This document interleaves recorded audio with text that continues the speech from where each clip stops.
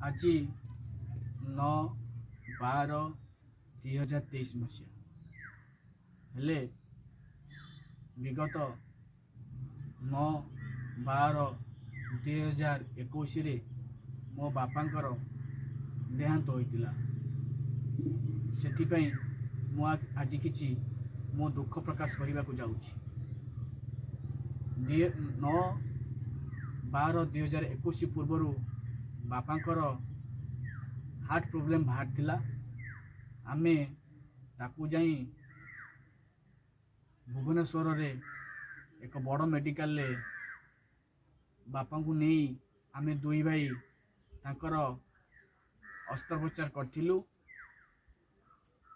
तार अस्त्रोपचार करिवार 6 मास पुंड परे 6 मास परे बापा हठात तांकर 8/12/2021 रे राति 11टा समय रे तांकर छातीर जंत्रणा अनुभव कले। सेठू मु तांकु नहीं आम जिला मुख्य चिकित्सालय रे पहुंचैथिली।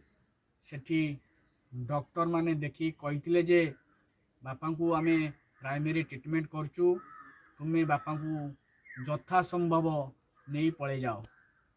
तापरे भाई मोर सब पदार चाकरी करी अछि। मु एठी बापा मां को पाखरे गाँव रे रुहे। सेते बेले राति रे कौन करी कौन न करी कौन करी कौन न करी एमिति किछि मो मुंड किछि काम कला नहीं।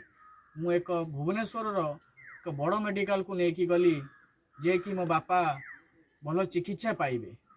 सेठी देखला बेलू काजुआलिटी रे नेकी देखला बेलू तांकर से मेडिकल कहले जे आमर ए विभाग डाक्तर नहांती। राति रे आम ए विभाग डाक्तर नहांती। से बसत भाई मोर पदार्थ थाए मु एकुटिया मु भारी विव्रत हो पड़ी।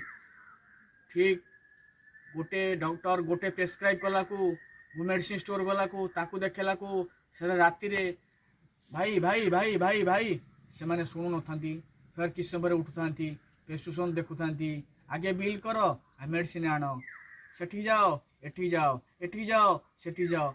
हेई हेई सकाळ 7टा बेले मो बापांकर देहांत हो गला। किंतु राति रे पहुंचला परे से विभाग डाक्तर को एतले फोन करा जाए मो नंबर मु फोन करे से फोन उठाऊ ना। किंतु से मो आखि आगे